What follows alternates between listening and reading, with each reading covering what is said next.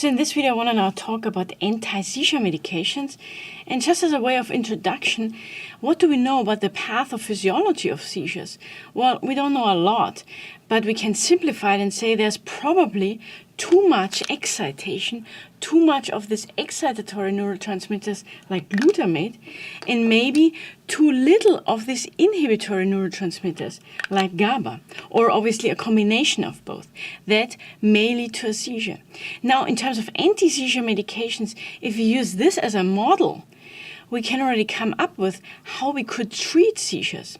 Well, one way would be to just decrease glutamatergic signaling, to decrease excitation. That's one way. Another way that is also very predictable is just to increase inhibition, to bring kind of this GABAergic signaling back, to potentiate this GABAergic signaling. That's another way. And then there are two more mechanisms of action of anti-seizure medications. One is to prolong the inactivated state of sodium channels. So you probably remember that sodium channels, these voltage-gated sodium channels, always go through three stages. There's this resting, the activated when it's open, and then it goes to a very well-defined inactivated state. And then it goes back to the resting, it's ready to open, it opens up, and again to this inactivated state, where no matter what you're going to do, it's not going to open. So now, one way to think about it, that in a seizure, as there's going to be fast trains of action potentials, these sodium channels are very fast going through these three stages, these three states. And now, when you would always prolong this inactivated state a little bit, if they cycle through and always hold on to this inactivated state a little bit longer, well, then you're just going to slow down these fast trains of action potentials, which probably is responsible for triggering the seizure or for the seizure. So this is another mechanism of action of anti-seizure medications. And the last is probably the least predictable.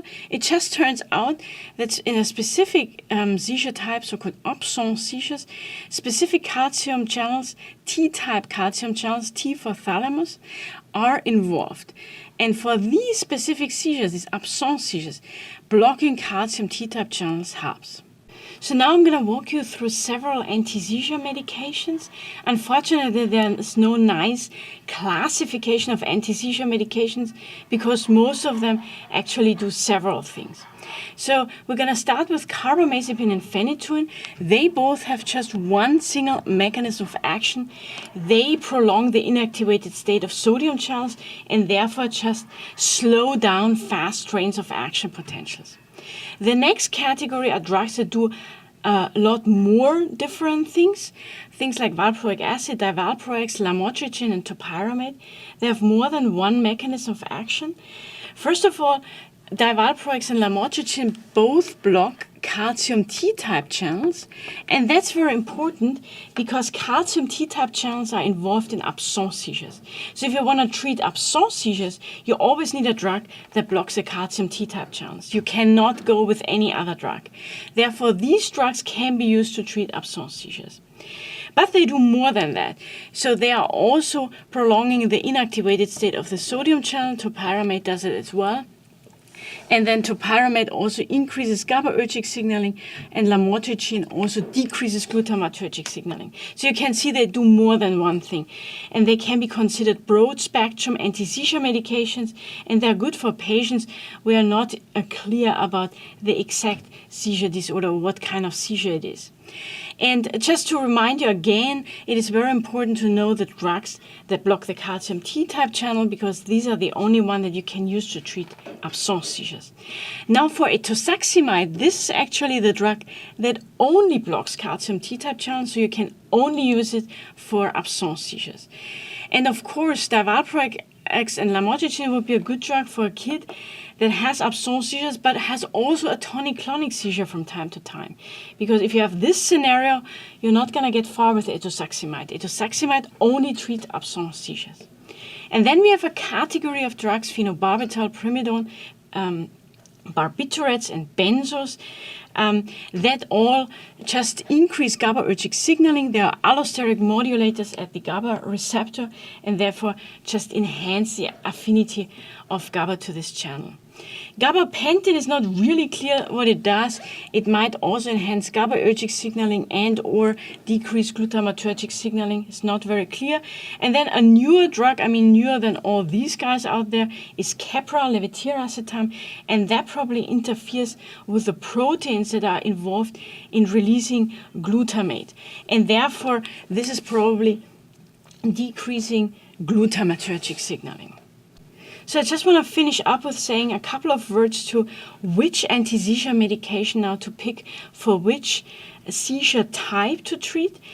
So first of all, the anti-seizure medications are all quite equally effective. So you could choose basically any of these to treat seizures. There's just a couple of take-home points that are important. The most important one is that if you want to treat an absence seizure, you need to pick one that blocks the calcium T-type channel. But otherwise, if you're dealing with any focal onset seizure or generalized onset seizure, you could choose any of them, except obviously for etosaximide, which only would treat absence seizure. Then certainly there are a couple of that you would not consider first line, like the barbiturates and benzos. Nobody would be put on them for a long time. You would maybe still use them in kids, like phenobarbital is still used in kids, and obviously they are drug of choice, particularly the benzos, for status epilepticus. Gabapentin is also more an adjunct drug that you would add onto another anti-seizure medication, but is not very often given alone. And all the others that are standing here, Keppra, topiramate, lamotrigine, valproic acid, phenytoin, carbamazepine, are equally effective. So it's going to be depending on the adverse effect on the specific patient, which one you're going to choose.